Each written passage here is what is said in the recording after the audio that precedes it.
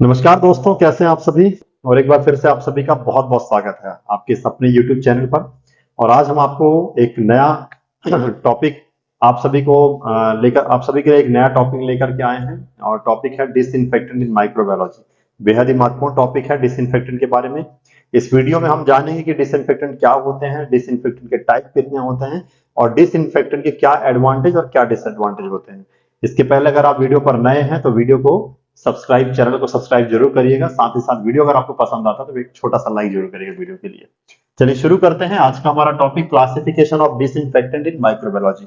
आप सभी हॉस्पिटल्स में आपने देखा होगा, लेबोरेटरीज में देखा होगा कि काम करते समय अगर किसी प्रकार का, सबसे छोटा सा एग्जांपल है कि जब कभी आप ब्लड सैंपल निकालने जाते हैं या कोई आपको इंजेक्शन लगना होता है हॉस्पिटल से, आप देखते हैं ना कि कॉटन से लेकर के एक लिक्विड रहता है, उसमें से पहले स्किन को क्या करते हैं, रब करते हैं, जिसमें से हमारी जो स्किन है, जो वहां पर जो जहां जिस साइड को पंक्चर करना है वो डिसइंफेक्टेंट हो जाता है। ठीक है।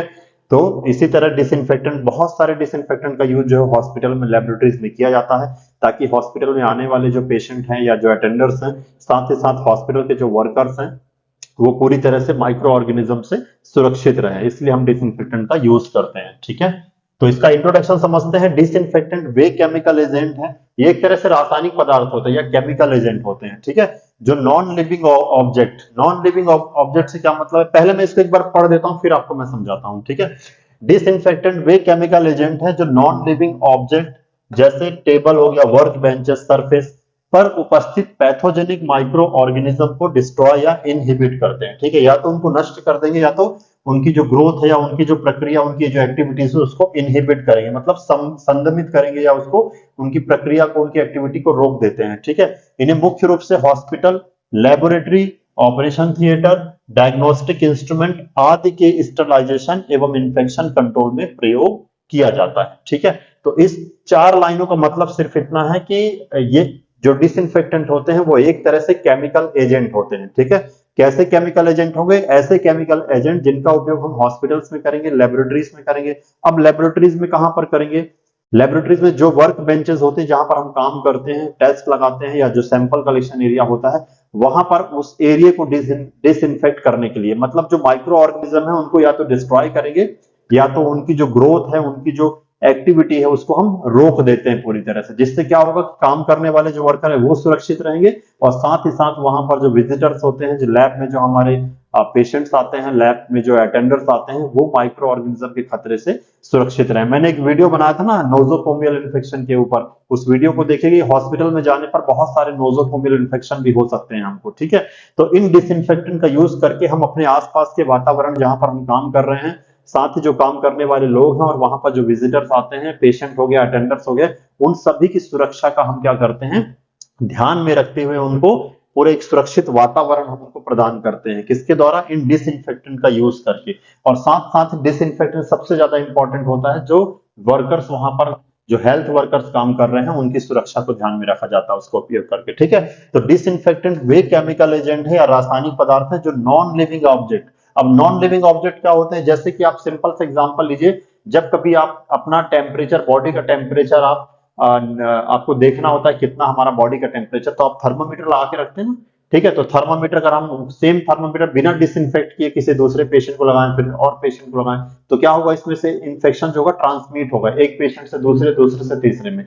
तो हम क्या करेंगे, थर्मामीटर का यूज करने के बाद उसको हम क्या करेंगे, डिसइंफेक्ट करेंगे। और डिसइंफेक्ट किससे करेंगे? किसी ना किसी केमिकल से हम करेंगे। जैसे सिंपल सा एग्जांपल है, आप क्या करते हैं, इथेनॉल का उपयोग कर सकते हैं। ठीक है। 70% इथेनॉल या स्पिरिट का यूज कर सकते हैं। जैसे आपने उस इंस्ट्रूमेंट को यूज किया, यूज करने के बाद आप उसकी रीडिंग नोट करने के बाद आप उसको क्या करेंगे, अच्छी तरह से डिसइंफेक्टेंट सॉल्यूशन से क्लीन कर लेंगे। इसके बाद हम नेक्स्ट जो भी इसका यूज होगा वो करेंगे।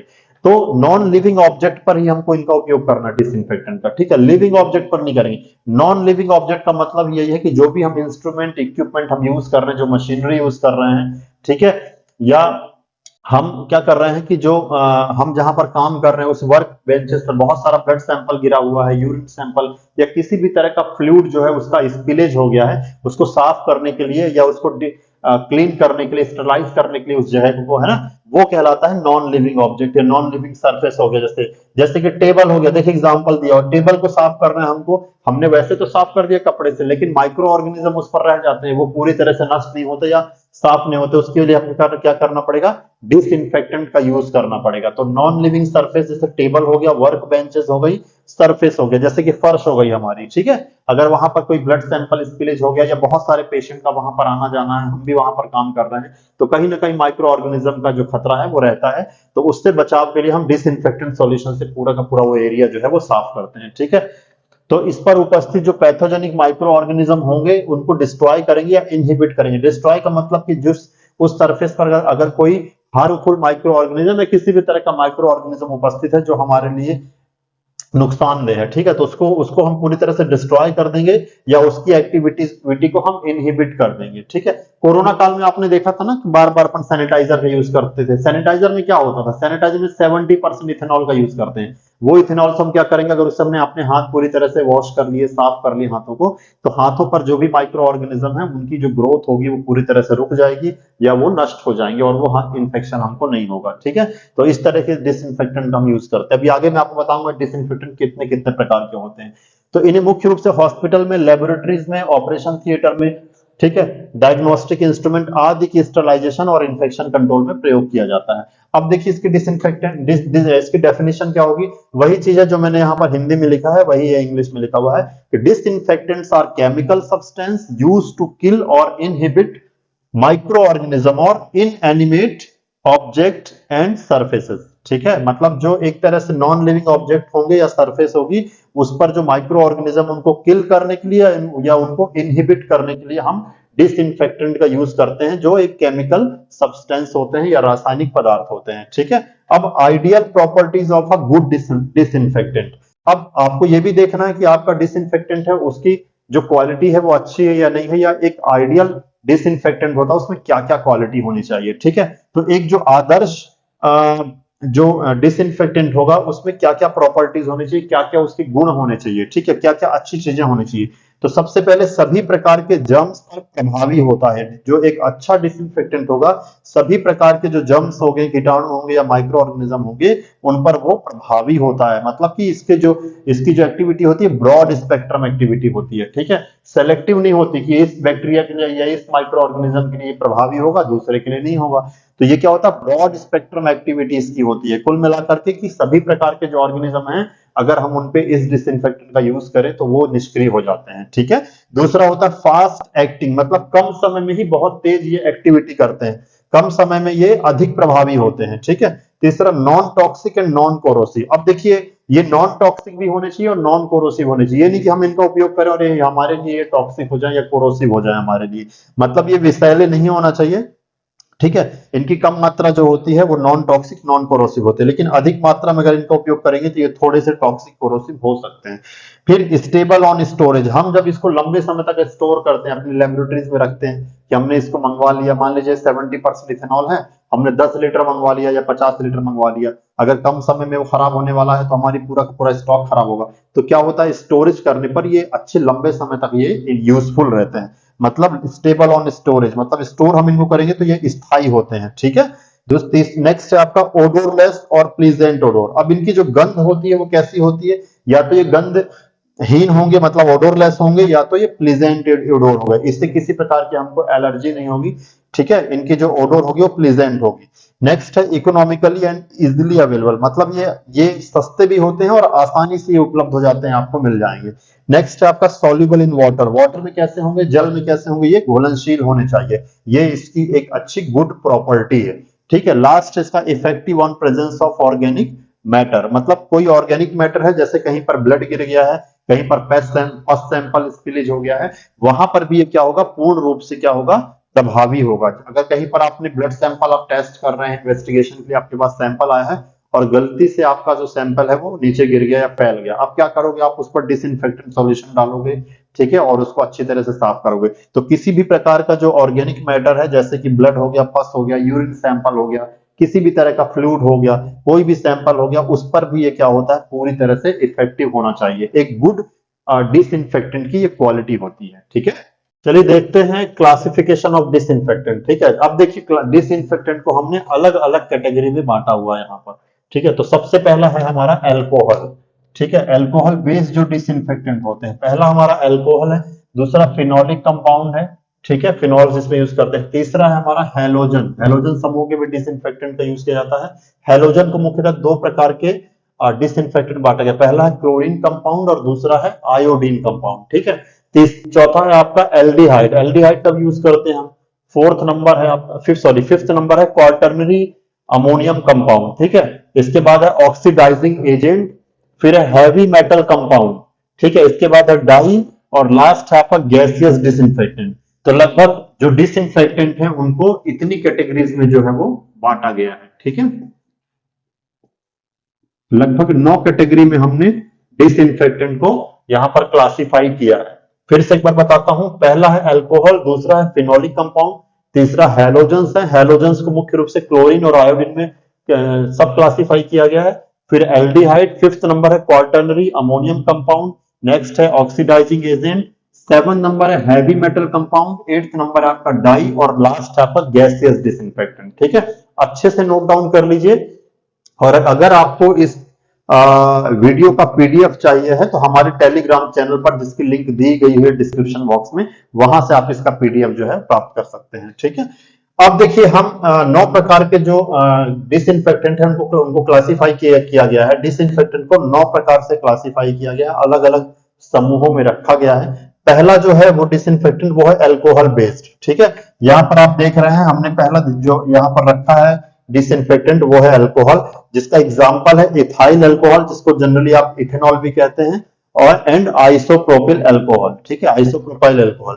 तो अल्कोहल में 2 प्रकार के डिसइंफेक्टेंट का यूज सबसे ज्यादा किया जाता है, एथाइल अल्कोहल, और सबसे कॉमन है आपका एथाइल अल्कोहल। जब भी आप ब्लड सैंपल कलेक्ट करेंगे या इंजेक्शन लगता है तो सबसे पहले कॉटन में लेकर आप क्या करते हैं, स्किन को डिसइंफेक्टेंट करते हैं, वेनिपंक्चर साइट को डिसइंफेक्टेंट करते हैं। किससे करते हैं? 70% इथेनॉल से या इथाइल अल्कोहल से करते हैं, जिसकी कॉन्सेंट्रेशन कितनी होती है आप देखिएगा, उस पर बॉक्स पे लिखा रहता है 70% उस पर इथेनॉल होता है। ठीक है, या आइसोप्रोपिल अल्कोहल का भी हम उपयोग कर सकते हैं।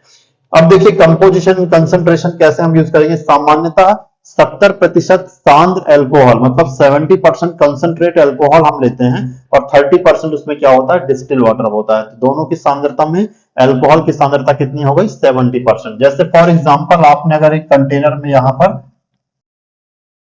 पर आपने अगर मान लीजिए ये 100 ml का कैपेसिटी वाला कंटेनर है, इसकी कैपेसिटी कितनी है, 100 ml इसमें लिक्विड सॉल्यूशन आ सकता है। अब आप क्या करोगे, इसमें 70 ml आप क्या करोगे, इसमें इथाइल अल्कोहल की मात्रा ऐड कर दोगे, और 30 ml आप क्या कर दोगे, डिस्टिल वाटर ऐड कर दोगे। टोटल कंसंट्रेशन कितनी हो गई इसकी, सॉरी टोटल वॉल्यूम कितना हो गया, 70 ml आपने इथाइल अल्कोहल लिया, 30 ml आपने क्या लिया, डिस्टिल वाटर लिया, दोनों को ऐड करेंगे, टोटल 100 ml का आपका सॉल्यूशन हो गया इस पे। लेकिन इस 100 ml के सॉल्यूशन में इथाइल अल्कोहल की कंसंट्रेशन कितनी है, 70% है, इसलिए इसको 70% इथेनॉल कहते हैं। 30 ml इसमें डिस्टिल वाटर है, तो टोटल कंसंट्रेशन इसमें 70% हो गई, किसकी, इथाइल अल्कोहल की। लेकिन टोटल वॉल्यूम कितना हो गया, 100 ml हो गया। अब आपको अगर इसको बड़े स्तर पर बनाना है तो 1000 ml अगर आप कैपेसिटी आपको बनानी, टोटल 1000 ml या 1 लीटर से कहेंगे, तब आप क्या करोगे, इथाइल अल्कोहल 700 ml ले लोगे, और आप डिस्टिल वाटर कितना ले लोगे, 300 ml ले लोगे।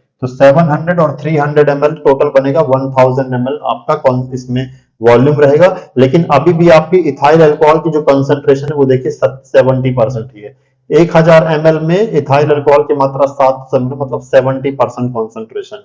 अगर आप इसको 2000 ml बनाना है तो ये जस्ट डबल हो जाएगा, ये भी डबल हो जाएगा। अगर इससे कम मात्रा बनानी है आपको 500 ml, तो भी इसमें ये कितना हो जाएगा, 350 ml आपका क्या हो जाएगा, इथाइल अल्कोहल, और 150 ml आपका क्या हो जाएगा, डिस्टिल वाटर। लेकिन सांद्रता कितनी अभी बनी हुई, 70% की मात्रा इसकी, कॉन्सेंट्रेशन इसकी 70% बनी हुई। तो इस तरह से इसको आप क्या कर सकते हो, इसका कॉन्सेंट्रेशन इसको डाइल्यूशन में बना सकते हो। ठीक है, तो सामान्यतः 70% कॉन्सेंट्रेट अल्कोहल आप और 30% डिस्टिल वाटर यूज करके 70% अल्कोहल आप बना सकते हो। सामान्य रूप से इसका उपयोग स्किन का डिसइंफेक्ट करने में होता है।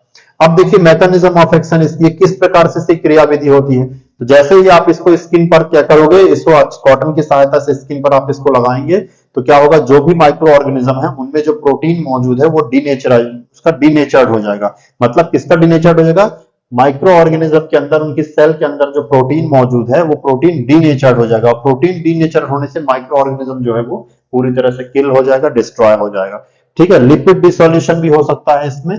तो प्रोटीन डीनेचरेशन एवं लिपिड डिसोल्यूशन द्वारा माइक्रोबियल एजेंट को नष्ट करते हैं। अल्कोहल का उपयोग जब आप करोगे स्किन के ऊपर में, तो स्किन पर मौजूद जो माइक्रो ऑर्गेनिज्म है उसमें प्रोटीन डीनेचरेशन होगा या लिपिड डिसोल्यूशन के द्वारा वो माइक्रोबियल एजेंट क्या हो जाएगा, पूरी तरह से नष्ट हो जाता है। इसके बाद इसका उपयोग देखिए, उपयोग में लिखा है स्किन को डिसइंफेक्ट करने में, थर्मामीटर, स्टेथोस्कोप, सर्जिकल इंस्ट्रूमेंट आदि को क्लीन करने में। ठीक है, मुख्य रूप से अपन हॉस्पिटल में क्या करते हैं, स्किन को डिसइंफेक्ट करते हैं, अपन सैनिटाइजर लेते हैं और हाथ से भी रब करके इसको अच्छी तरह से हाथों को साफ करते हैं। ठीक है, डिसइंफेक्ट करते हैं। तो स्किन डिसइंफेक्शन में thermometer, stethoscope, surgical instrument clean करने में। ठीक है, जो भी छोटे इंस्ट्रूमेंट है जो अपन यूज करते रहते हैं उनको क्या कर सकते हैं, इस 70% इथेनॉल से अपन स्टरलाइज कर सकते हैं। एडवांटेज क्या क्या है इसका, फास्ट एक्टिंग है, बहुत त्वरित रूप से। आप देखते होगे ना, आपने स्किन पर लगाया उसको और तुरंत वो क्या होगा, इवेपोरेट हो जाता है, वाष्पीकृत हो जाता है और वो सूख जाती है स्किन और पूरी तरह से वो एरिया क्या होगा, डिसइंफेक्ट हो जाएगा। वो साइट जो है, सैंपल कलेक्शन साइट पूरी तरह से डिसइंफेक्ट हो जाती है और प्रॉपर तरीके से ये इवेपोरेट भी हो जाता है। तो इसका एडवांटेज है ये फास्ट एक्टिंग, मतलब अत्यधिक तीव्र क्रियाशील होता है। नो रेसिड्यू आफ्टर इवेपोरेशन, जब वो वाष्पीकृत होता है तो किसी भी प्रकार का अवशेष जो है वो वहां पर उस साइड पर नहीं बचता। आपने हाथ पे लिया डिसइंफेक्टेंट, हाथों को अच्छी तरह से रब किया, थोड़ी देर बाद आप देखते हो कि हाथ आपके स्टरलाइज होकर पूरी तरह से सूख जाते हैं। मतलब जो डिसइंफेक्टेंट सॉल्यूशन है या जो अल्कोहल है वो इवेपोरेट हो जाता है, वाष्पीकृत हो जाता है, किसी प्रकार का अवशेष जो है उस साइड पर नहीं बचता है। इसका मतलब यही, नो रेसिड्यू आफ्टर इवेपोरेशन। समझ में आ रहा है आप सभी को। नेक्स्ट है आपका डिसएडवांटेज। अब इस डिसइंफेक्टेंट के कुछ डिसएडवांटेज है, कुछ हानि भी है, कुछ इसकी हानियां क्या क्या है। ये इनइफेक्टिव अगेंस्ट स्पोर, जो माइक्रोबियल स्पोर होते हैं, बीजाणु होते हैं, जैसे कि बैक्टीरियल स्पोर हो गए, उन पर ये क्या होता है, ये पूरी तरह से इफेक्टिव नहीं होता है। तो स्पोर्स के लिए हम अलग से डिसइंफेक्टेंट का यूज करते हैं। ठीक है, तो ये इनइफेक्टिव होता है अगेंस्ट स्पोर, स्पोर पर ये पूरी तरह से इफेक्ट नहीं डालता है। ठीक है, और तीसरा ये फ्लैमेबल भी होता है, अगर इसकी बहुत ज्यादा मात्रा कहीं पर फायर के संपर्क में आए तो ये ज्वलनशील भी होता है, इसमें आग लगने की संभावना भी होती है, तो ये फ्लैमेबल होता है। आपको समझ में आ गया होगा, इसका एक स्क्रीनशॉट ले लीजिए, और अगर स्क्रीनशॉट आप नहीं भी ले पा रहे हैं तो आपको इसका पीडीएफ मेरे टेलीग्राम चैनल पर मिल जाएगा।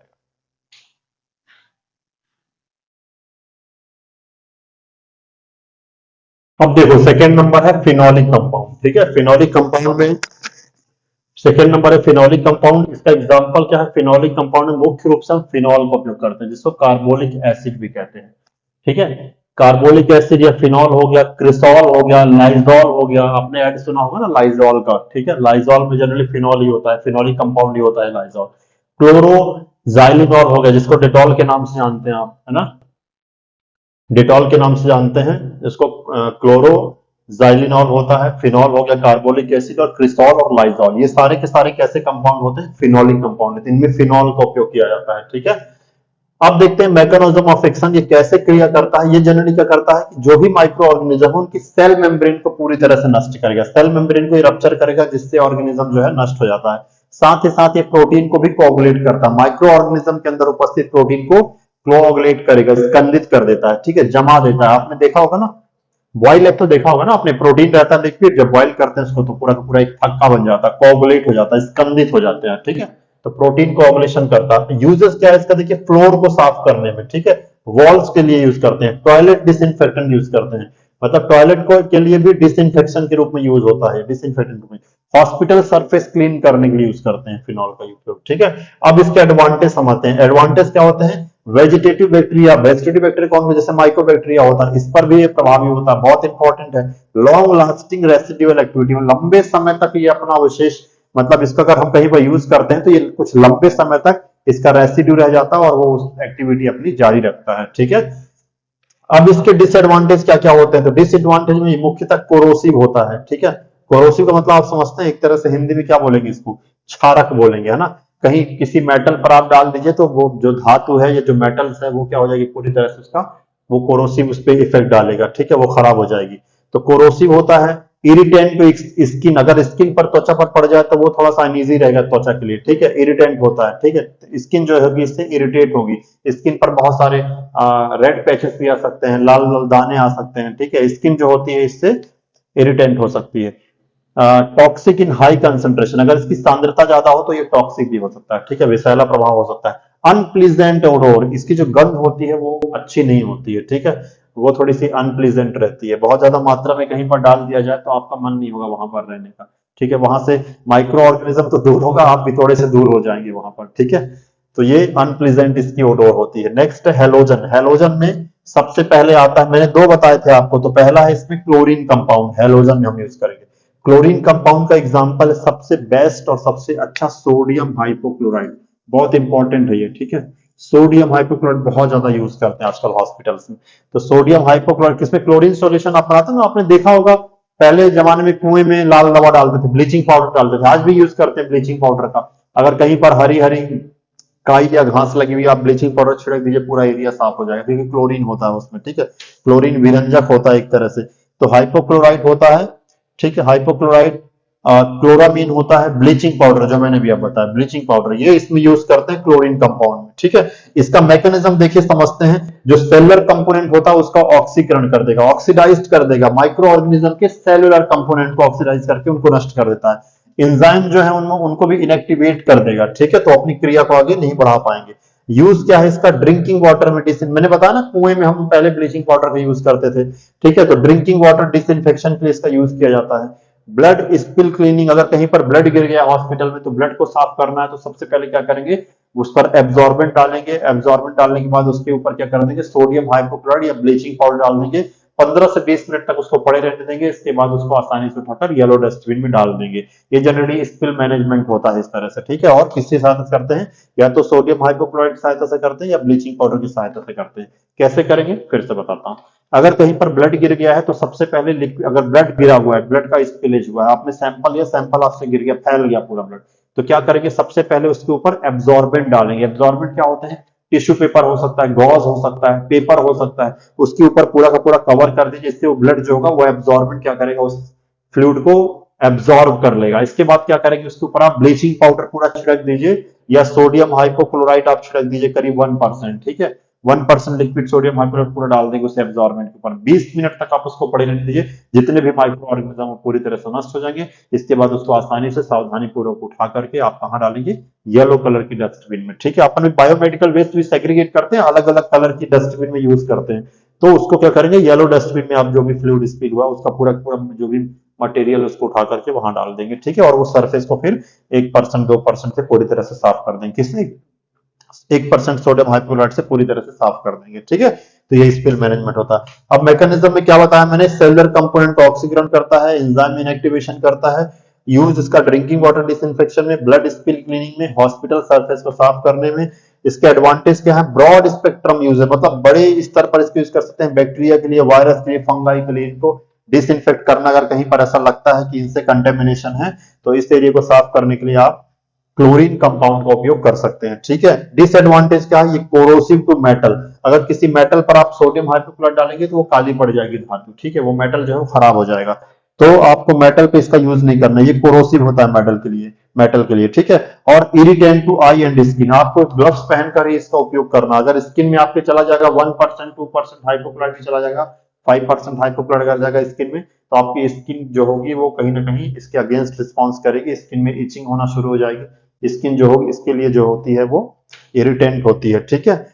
आई में, आंखों में, क्योंकि इसमें क्लोरीन होता है, क्लोरीन क्या करता है, हवा के संपर्क में आने पे ऑक्सीकृत होकर हवा में उड़ता है, जिससे आंखों में जाएगा, रेस्पिरेटरी सिस्टम में जाएगा, उसके लिए काफी हार्मफुल होता है, आंखों से आपके पानी निकलने लगेगा, आंसू आ जाएंगे, ठीक है।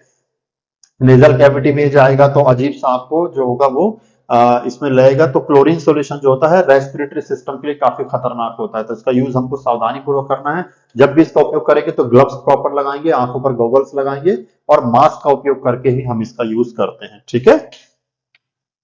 अब देखिए बी नंबर देखते हैं, आयोडीन कंपाउंड। आयोडीन कंपाउंड ये भी एक तरह से क्या है, आयोडीन वाले कंपाउंड में, इसके एग्जांपल है टिंचर आयोडीन और पॉविडीन आयोडीन, ठीक है। टिंचर आयोडीन आप देखते हो जब कभी कहीं पर अगर आप किसी प्रकार की चोट लगी तो आप टिंचर आयोडीन का व्हाइट कलर का पाउडर आता है, आयोडीन जनरली रहता है उसपे, तो 2% आयोडीन इन एल्कोहल इसमें यूज करते हैं। नेक्स्ट होता है पॉविडीन आयोडीन, बीटाडीन, सबसे कॉमन, आप अस्पताल में कभी भी जाएंगे, कहीं पर चोट लगी है तो आपको बीटाडीन से या पॉविडीन आयोडीन सबसे पहले इस घाव को साफ करते हैं, फिर बीटाडीन ऑइंटमेंट अप्लाई करते हैं। तो ये लिक्विड भी आता है पाउडिन आयोडीन, और बीटाडीन जो होता है वो एक ऑइंटमेंट के फॉर्म में भी आपको मिलता है। ठीक है, एक अच्छा डिसइंफेक्टेंट होता है ये। मैकेनिज्म काम कैसे करता है, iodination and oxidation of cell protein, जो सेल का प्रोटीन होता है उसको क्या कर देगा, वो आयोडिनेशन कर देगा या ऑक्सीडेशन कर देगा, जिससे बैक्टीरिया जो होता है या जो भी माइक्रो ऑर्गेनिज्म है वो नष्ट हो जाता है। इसका यूज देखिए स्किन में एंटीसेप्टिक के रूप में बिफोर सर्जरी, सर्जरी करने से पहले एंटीसेप्टिक के रूप में हम यूज करते हैं किसको, आयोडीन कंपाउंड को, खास करके पॉविडिन आयोडीन। ठीक है, वुंड क्लीनिंग मतलब घाव को साफ करने में हम इसका उपयोग करते हैं। ठीक है, इसके एडवांटेज क्या है, गुड स्किन टॉलरेंस, हमारी जो स्किन होती है इसके लिए एक अच्छी तरह से इसको टॉलरेट कर पाती है। ठीक है, मतलब किसी प्रकार का कोई इरिटेशन नहीं होता स्किन में, अच्छी तरह से स्किन हमारी इसको टॉलरेट कर सकती है। ठीक है, गुड स्किन टॉलरेंस होता है। डिसएडवांटेज क्या है, स्टेन स्किन एंड क्लोथ, थोड़ा सा डिसएडवांटेज इसका कैसा, अगर कपड़ों पर कहीं पर लग गया तो इसका स्टेन हो जाता है, येलो कलर का रंग आ जाता है स्किन पर, एक येलो कलर का आपने कहीं पर लगाया तो थोड़ा सा येलो कलर का स्टेन आता है, रंगीन आता है। खैर उससे डरने की बात नहीं है, स्टेन तो छूट जाएगा, कभी कभी दाग अच्छे भी होते हैं, लेकिन ये चोट हमारी जो है वो ठीक हो जाती है इसमें से। ठीक है, अब देखिए नेक्स्ट आपका 4 नंबर एल्डिहाइड। एल्डिहाइड में मुख्य रूप से हम किसका उपयोग करते हैं, फॉर्मेल्डिहाइड का करते हैं और ग्लूटरेल्डिहाइड का करते हैं, जिसको सिडेक्स भी कहते हैं। ग्रुप 5 में क्वेश्चन आया था सिडेक्स के बारे में एक बार। ठीक है, तो फॉर्मेल्डिहाइड और ग्लूटरेल्डिहाइड कहते हैं इसको। फॉर्मेल्डिहाइड जनरली गैस फॉर्म में हम यूज करते हैं, मतलब कि फ्यूमिगेशन, जैसे ओटी को आपको स्टरलाइज करना है। ठीक है, तो ओटी में फॉर्मेल्डिहाइड को लिक्विड को डाल करके मशीन के द्वारा उसको क्या करते हैं, गैसियस फॉर्म में कन्वर्ट करते हैं, पूरे एनवायरनमेंट में वो गैस फैल कर क्या करती है, उसको स्टरलाइज करती है वहां के एनवायरनमेंट को। ठीक है, और लिक्विड फॉर्म में भी अगर आप छिड़क देंगे तो क्या होगा, ये वेपर इसके वेपराइज्ड होगी और इसके वॉश बन के पूरा का पूरा जो वातावरण है वहां का वो स्टरलाइज होता है। ठीक है, तो फॉर्मेल्डिहाइड और ग्लूटरेल्डिहाइड दोनों इंपॉर्टेंट है, जिसको सिडेक्स भी कहते हैं। ये एल्डिहाइड समूह के डिसइंफेक्टेंट है। ठीक है, अब इसका मैकेनिज्म ऑफ एक्शन देखते हैं कैसे करेगा, alkylation of amino and sulphydryl group in protein and nucleic acid, protein और न्यूक्लिक एसिड को क्या करेगा, ये पूरी तरह से डिस्ट्रॉय करके माइक्रो ऑर्गेनिज्म को नष्ट करता है। इसका उपयोग sterilisation of hospital instrument, hospital के जो इंस्ट्रूमेंट है उसको स्टरलाइज करने में, मुख्य रूप से एंडोस्कोप जो होता है, एंडोस्कोपी होती है ना, माउथ से कैमरा डाल के और फिर अंदर पूरा जो भी डाइजेस्टिव सिस्टम में जो ऑर्गन है उनको देखते हैं, एंडोस्कोपी करते हैं। तो एंडोस्कोप को हम स्टरलाइज किससे करेंगे, एल्डिहाइड से करेंगे, और कौन सा एल्डिहाइड से, या तो फॉर्मेल्डिहाइड से या ग्लूटरेल्डिहाइड से। ठीक है, इसके बाद रूम एंड एरिया फ्यूमिगेशन, जैसा कि मैंने आपको बताया फॉर्मेल्डिहाइड गैस के रूप में फैल करके पूरे एरिया को, रूम को क्या करेगी, फ्यूमिगेशन के द्वारा स्टरलाइज करेगी। ठीक है, इसके एडवांटेज क्या क्या है, kills all micro organism including spore, देखिए कितना इंपॉर्टेंट है, ग्रुप 5 के लिए बहुत इंपॉर्टेंट क्वेश्चन है। मतलब बैक्टीरिया, ठीक है, जो भी माइक्रो ऑर्गेनिज्म है उनको खत्म या नष्ट करने के साथ साथ उनके स्पोर्स को भी ये नष्ट करती है।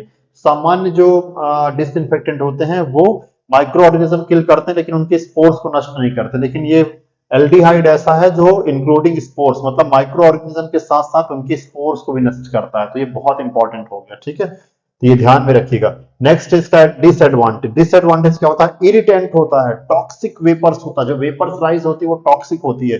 रिक्वायर्ड लॉन्ग एक्सपोजर टाइम, लंबे समय तक इसको आप अगर कहीं पर भी रूम में आपने फ्यूमिगेशन किया है तो इसको लंबा टाइम एक चाहिए उस वातावरण को स्टरलाइज करने के लिए, और थोड़ा सा ये एक्सपेंसिव भी होता है। तो इसके डिसएडवांटेज है, बहुत तेज इसकी स्मेल आती है। ठीक है, अगर कहीं पर आपने फॉर्मेल्डिहाइड गिर भी गया है आपका, आप वहां पर हैं तो आप रह नहीं पाओगे वहां पर। ठीक है, नाक से, आंख से, सब जगह से बिल्कुल पानी निकलने लगेगा, और बहुत ज्यादा ये आपका रेस्पिरेटरी सिस्टम को बहुत नुकसान पहुंचाता है। तो ये इरिटेंट एंड टॉक्सिक वेपर्स इसमें से निकलती है, रिक्वायर्ड लॉन्ग एक्सपोजर टाइम और एक्सपेंसिव भी होता है। ठीक है, नेक्स्ट है आपका क्वार्टरनरी अमोनियम कंपाउंड। ठीक है, QaCS, क्वार्टरनरी अमोनियम कंपाउंड, ये 5th नंबर का आपका डिसइंफेक्टेंट है।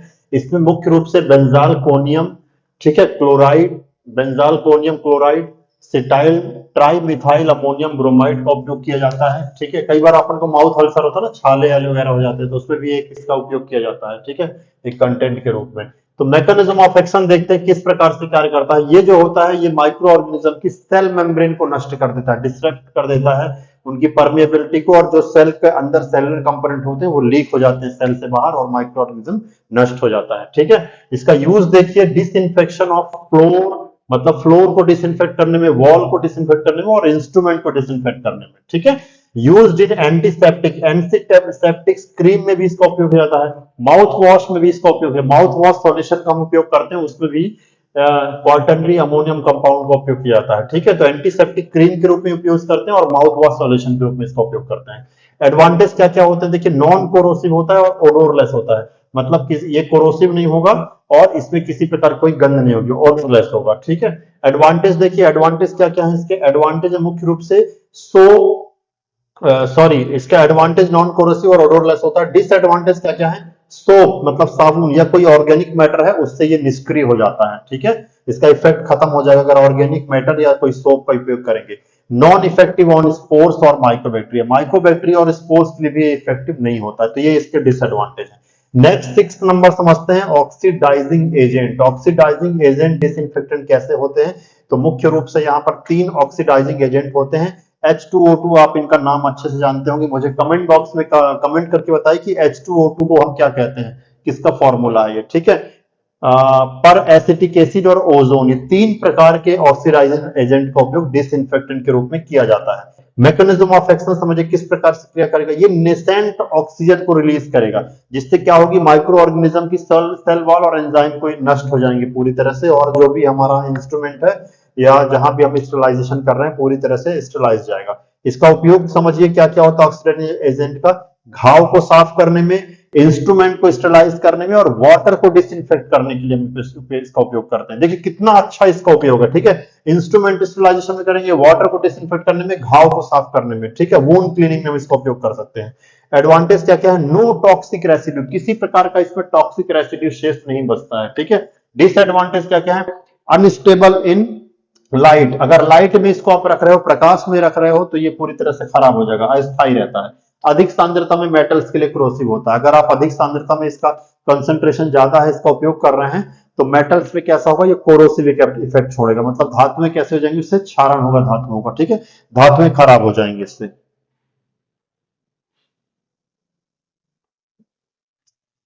तो 7 नंबर का आपका जो डिसइंफेक्टेंट है वो हैवी मेटल कंपाउंड। ठीक है, हैवी मेटल कंपाउंड में मुख्य रूप से मर्क्यूरी क्लोराइड का उपयोग करते हैं, सिल्वर नाइट्रेट और कॉपर सल्फेट का हम यहाँ पर यूज करेंगे। मैकेनिज्म क्या है, ये प्रोटीन को डीनेचुरेशन करता है, प्रोटीन को डीनेचर्ड कर देगा। ठीक है, कोगुलेट करता है। यूज इसका आई ड्रॉप्स मुख्य रूप से 1% सिल्वर नाइट्रेट जो होता है फॉर न्यूबॉर्न कंजक्टिवाइटिस, जो नवजात शिशु होते हैं, नए बच्चे होते हैं, नवजात या नए जन्मे बच्चों में जो कंजक्टिवाइटिस होती है उसमें 1% सिल्वर नाइट्रेट का यूज करते हैं। ठीक है, आई ड्रॉप्स में।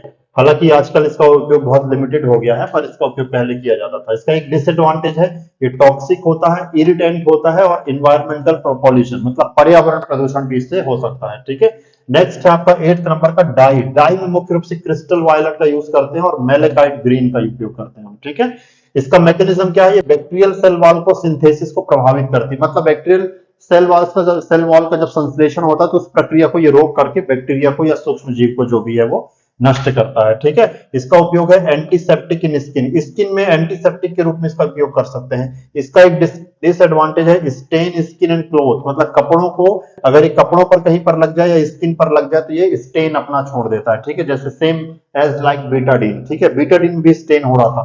ठीक है, तो जस्ट ये जो बीटाडीन की तरह है ये भी स्टेन करता है क्लोथ्स को और स्किन पर। नेक्स्ट आपका लास्ट नंबर जो डिसइंफेक्टेंट है वो गैसियस डिसइंफेक्टेंट्स। ठीक है, इससे मुख्य रूप से इथाइलिन ऑक्साइड गैस का उपयोग और फॉर्मेल्डिहाइड गैस का यूज करते हैं। इसका यूज क्या है, sterilisation of heat sensitive material, जैसे कि सिरिंज और कैथेटर। सिरिंज और कैथेटर मुख्य रूप से प्लास्टिक के बने होते हैं और अगर इनको स्टरलाइज करना है तो हम हीट स्टरलाइजेशन नहीं कर सकते, हीट में स्टरलाइजेशन करने में ये क्या हो जाएंगे, खराब हो जाएंगे। ठीक है, तो जो हीट सेंसिटिव मटेरियल होते हैं मतलब ताप के प्रति जो संवेदी होते हैं, सेंसिटिव होते हैं, ऐसे मटेरियल को हम किससे स्टरलाइज करते हैं, गैसियस डिसइंफेक्टेंट करते हैं, गैस के माध्यम से उसको हम डिसइंफेक्टेंट करते हैं। ठीक है, इसका एडवांटेज है डीपली पेनिट्रेट, बहुत डीपली पेनिट्रेट होता है, मतलब जो भी माइक्रो ऑर्गेनिज्म है या जो भी इंस्ट्रूमेंट है वो उसको डीपली पेनिट्रेट का मतलब होता है भेदन क्षमता। ठीक है, इसको डीपली पेनिट्रेट करेगा, स्पोर्स को भी ये किल करता है। ठीक है, इसका एक डिसएडवांटेज है काफी एक्सपेंसिव होता है, मतलब बहुत महंगा आता है और ये टॉक्सिक भी होता है। ठीक है, तो ये 9 प्रकार के मैंने आपको डिसइंफेक्टेंट आज बताए हैं, माइक्रोबायोलॉजी से संबंधित है। जो भी स्टूडेंट माइक्रोबायोलॉजी पढ़ रहे हैं उनके लिए ये वीडियो बहुत ही महत्वपूर्ण है। वीडियो अगर आपको पसंद आया हो तो वीडियो को लाइक करना बिल्कुल न भूलें, साथ ही साथ आप वीडियो को शेयर कर दीजिए ताकि सभी लोगों तक हमारा ये महत्वपूर्ण जो वीडियो है वो पहुंच सके। अगर आपको वीडियो पसंद आया हो तो वीडियो को लाइक करें और आप अपने महत्वपूर्ण सुझाव भी हमें कमेंट बॉक्स में कमेंट करके बता सकते हैं ताकि आपको किस तरह के वीडियो की आवश्यकता है हमें ये पता चल सके और हम आपके लिए नए नए वीडियो लेकर के आ सके। Thank you so much.